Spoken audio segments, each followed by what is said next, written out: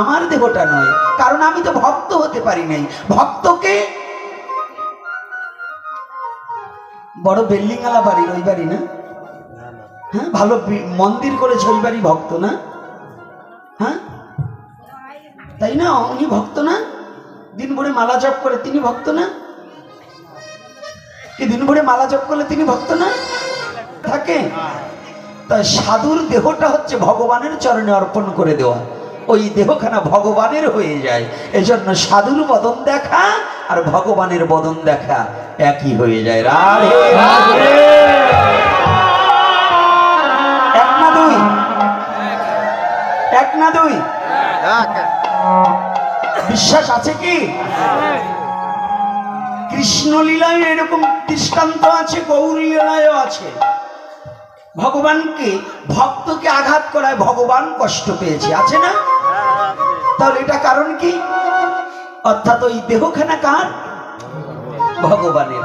তাহলে কার দেহ? ভগবানের। ভক্তের দেহ ভগবানের, আমার দেহটা নয়, কারণ আমি তো ভক্ত হতে পারি নাই। ভক্তকে বড় বিল্ডিং আলা বাড়ির ওই বাড়ি না, হ্যাঁ, ভালো মন্দির করেছে ওই বাড়ি ভক্ত না?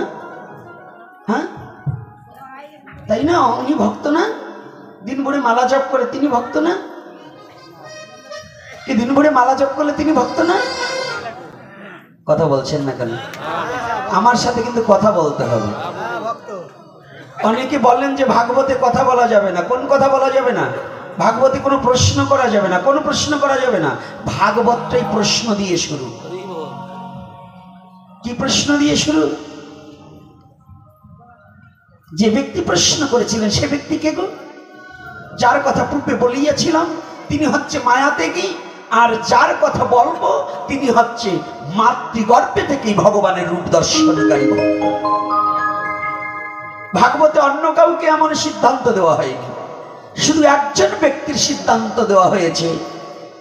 সনাতন ধর্মে অন্য কোন গ্রন্থে এত বড় সিদ্ধান্ত দিতে পারেনি যে মাতৃগর্ভে ভগবান নিজে গিয়ে তাকে বক্ষে জড়িয়ে ধরে রক্ষা করেছেন। একমাত্র তিনি কে? পাণ্ডু কুলোদ্ভব রাজাধিরাজ মহারাজ পরীক্ষিত। যেমন বক্তা তেমন শ্রোতা। সেই মহারাজ পরীক্ষিত একটা মাত্র প্রশ্ন করলেন। প্রথম অনেক প্রশ্ন করেছে, তার প্রথম একটা প্রশ্ন থেকে হরিকথার উদ্ভব হয়েছে। অনবরত হরিকথা বলেছিলেন। সুখদেব গোস্বামী একটা প্রশ্ন, আসন্ন মৃত্যু ব্যক্তির কিম কর্তব্য। প্রশ্নটা ছোট কিন্তু তার তাৎপর্যটা অতীব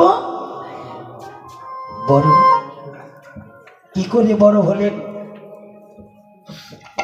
যখনই সুখদেব গোস্বামীর কাছে মহারাজ পরীক্ষিত জিজ্ঞাসা করলেন, জিজ্ঞাসা করার আগে, আজকে যেমন আমি আসছি, আমি আপনাদের ঘরের ছেলে, কিন্তু একটা জিনিস ভুল হয়েছে, আমাদের শিখতে হবে। ভাগবত যখন ঢুকবে কিংবা ভাগবত আলোচক যখন ঢুকবে সবার দাঁড়িয়ে সম্বর্ধনা করতে হবে, সবার দাঁড়াতে হবে।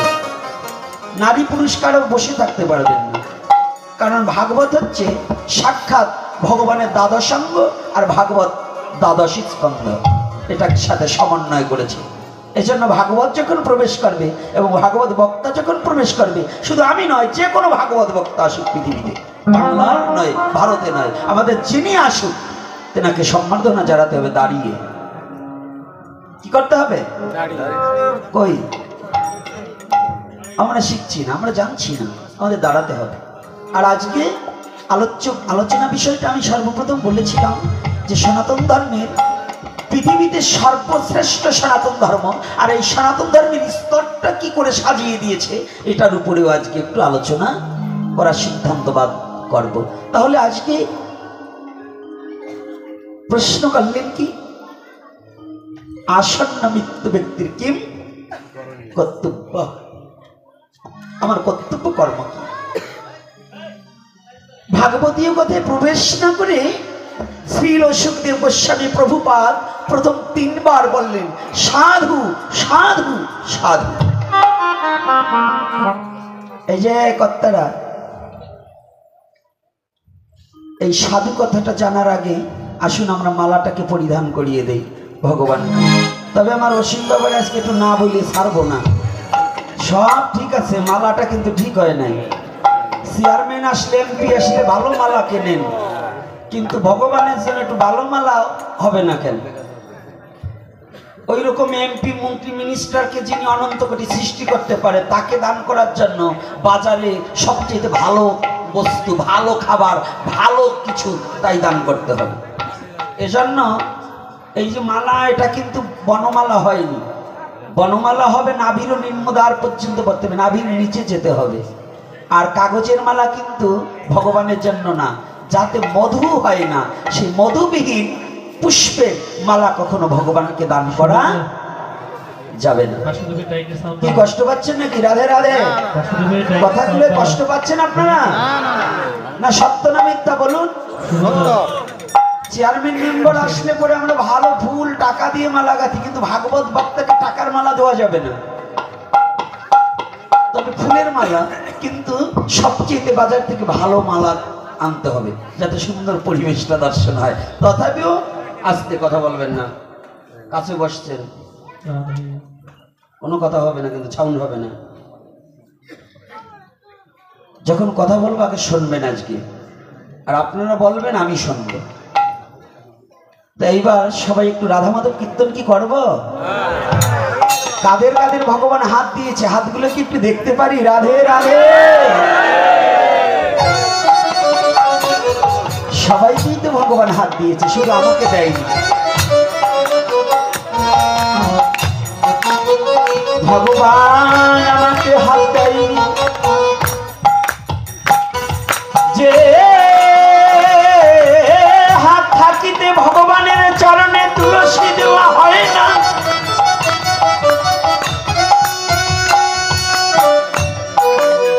যে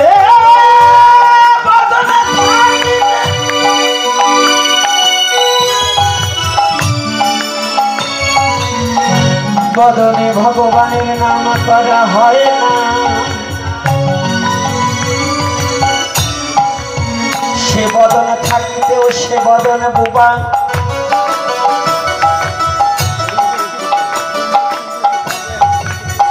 যে কর্ণ থাকিতে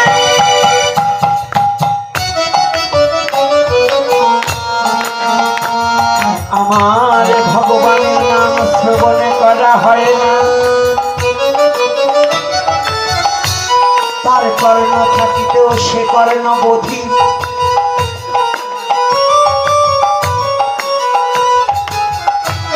তাই আসুন আমরা সবাই প্রাণ ভরে রাধা মাধব কীর্তন করব। যার হাতে কিছু আছে সে সেটা বাজাবে, যার হাতে কিছু নেই সে করতালি দেবে, যেন হাত আজকে ফাঁকা থাকে না। আজকে দেখো তারা ভগবানকে ভালোবাসার করে বাসে না,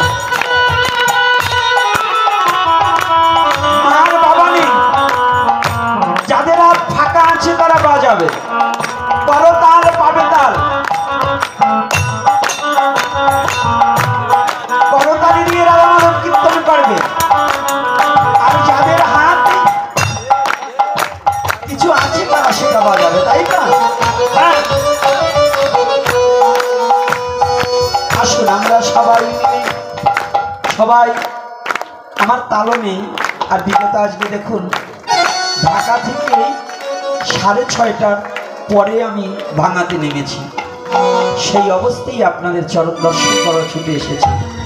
জানি তো আজকে বেশি হয়ে গেছে, তথাপিও আপনাদের চরণে ধূলিকণা শিরে দিয়ে একটু আশীর্বাদ করবেন।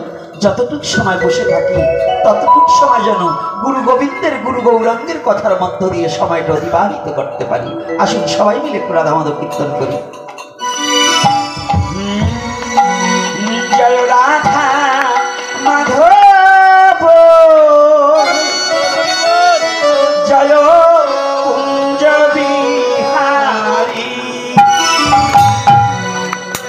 জয় রাধা মাধব,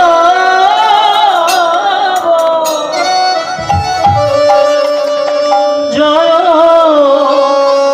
কুঞ্জ বিহারী। জয় গোপী জনবল্লভ জয় গিরিবর ধারী জয় গোপী জনবল্লভ জয় গিরিবর ধারী জয়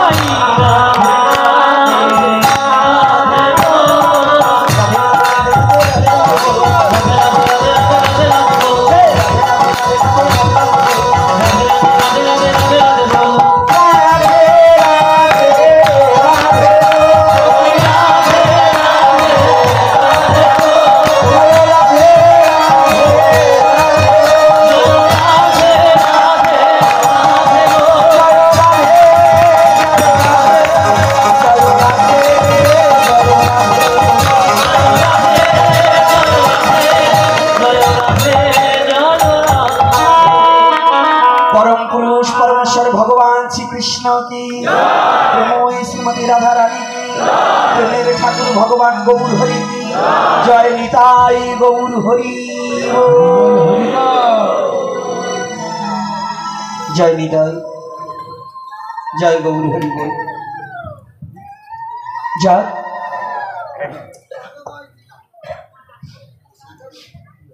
प्रश्नটা করার সাথে সাথে তিনটা উক্তি আসলেন সাধু সাধু সাধু বাবারা ভালো করে বুঝবেন আজকে আমি একটা জিনিস লক্ষ্য করেছি টেকেরহাটের এই পার মনে করলে আমরা মনে করি ছোট কলকাতা মানে হিন্দু এলাকা তো হিন্দু এলাকায় আজও আপনাদের এত লজ্জা আছে এটা জানতাম না ভগবানের নামে একটু হাত তুলতে যে আপনাদের এত কষ্ট এটা বুঝতে পারলাম কিছু কিছু ভক্তদের দেখলাম যখন হাত তোলার কথা বলছে হাত তুলেন না কারণ কি লজ্জা হ্যাঁ সনাতন ধর্মে সর্বপ্রথম ভগবান হয়ে হাত তুলে দেখিয়েছে আর আমাদের লজ্জায় একটু হাত তুলতে পারি না। লজ্জায় এখন মানে আমি যদি হাত তুলি, যদি আমার কেউ দেখে ফেলে যে আমি অমুকের জামাই, আমার একটু প্যাস্টিজে বাঁচবে না। বাবা, হাত তোলা শিখতে হবে। কলির যুগে শ্রীকৃষ্ণ চৈতন্য মহাপ্রভুর যুগে যারা জন্মগ্রহণ করেছেন, আমার মহাপ্রভু নিজেই সনাতন ধর্মের অন্য ভগবান তিন যুগে কি করেছে ওটা পরে, কিন্তু এই কলির যুগের ভগবান আপনি নিজেই দুটি হাত উত্তোলন করে দাঁড়িয়ে আছে, দুটি হাত উত্তোলন করে দাঁড়িয়ে আছে।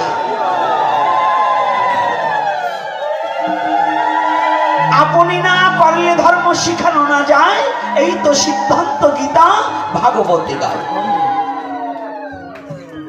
কলির যুগের ভগবান যে করে হাত তুলে দাঁড়িয়েছে কাদের জন্য? কাদের জন্য? ভগবানে আপনার এই মর্তলোকে এসে এত কষ্ট করতে হতো না, ভগবানের মার খেতে হতো না। এই মারটা খেয়েছে কার জন্য? আমার জন্য। তাহলে সেই যুগে আমরা যদি একটুখানি অভিমানকে পরিত্যাগ না করতে পারি, একটু যদি লজ্জাকে পরিত্যাগ না করতে পারি, একটু যদি আত্মসমর্পিত চিত্ত না করতে পারি, তাহলে আমার মনুষ্য জন্মটাই বৃথা হয়ে যাবে। মনুষ্য জন্মটাই আমার বৃথা হয়ে যাবে গো।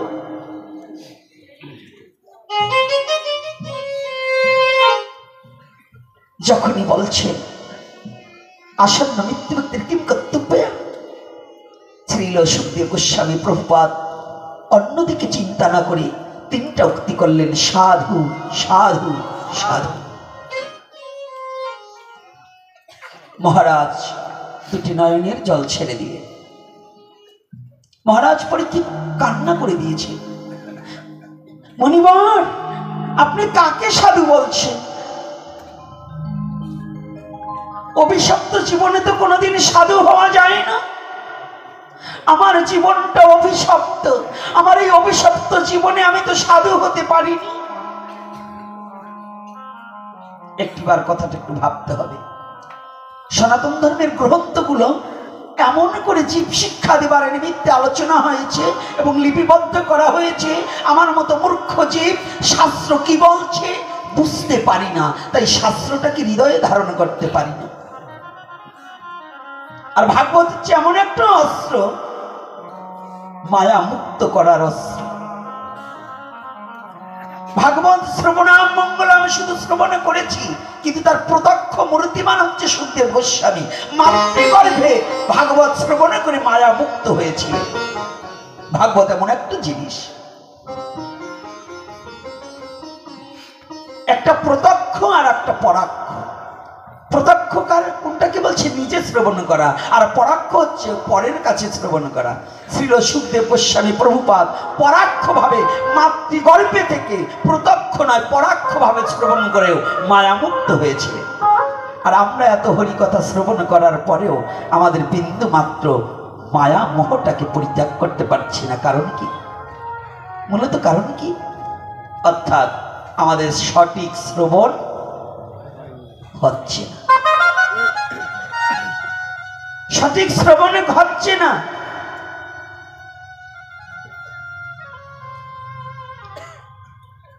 যখনই বলেছি অভিশপ্ত জীবনে তো কখনো সাধু হওয়া যায় না, কথাটা একটু এই যে মায়েরা বাবারা ভালো করে একটু শুনুন। আমরা তো একটু ললাটে তিলক পড়লেই, দুটো মালা গলায় দিলে বড় সাধু হয়ে গেছে। আমার চেয়ে সাধু এই দেশে আর আছে নাকি? আর যাকে ভগবান নিজে বক্ষে জড়িয়ে ধরে রক্ষা করেছিলেন সেই ব্যক্তি রাজ চক্রবর্তী, রাজ সম্রাট যাকে বলা হতো, রাজ চক্রবর্তী। চক্রবর্তী মানে কি? ব্রাহ্মণদের পিছনে যে চক্রবর্তী লাগানো হয়, এটা মানে চক্রবর্তী মানে কি জানেন? রাজা। চক্রবর্তী মানে রাজা, রাজ চক্রবর্তী। তাহলে রাজ চক্রবর্তী একমাত্র মহারাজ পরীক্ষিতের পিছনে ছিল রাজ চক্রবর্তী, নাকি বাবা? কার পিছনে ছিল? মহারাজ পরীক্ষিতের পিছনে রাজ চক্রবর্তী ছিল না? মানে রাজাদেরও রাজা। সে ব্যক্তি আজ কি বলছে? মহারামণি, আমাকে সাধু বলছে? সাধু হতে হলে যে গুণের প্রয়োজন, যে যোগ্যতার প্রয়োজন, তার একটাও তো আমার মধ্যে নেই।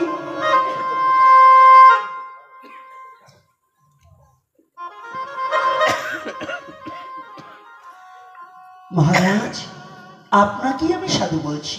না না না, অভিশপ্ত জীবনে কোনোদিন সাধু হওয়া যায় না।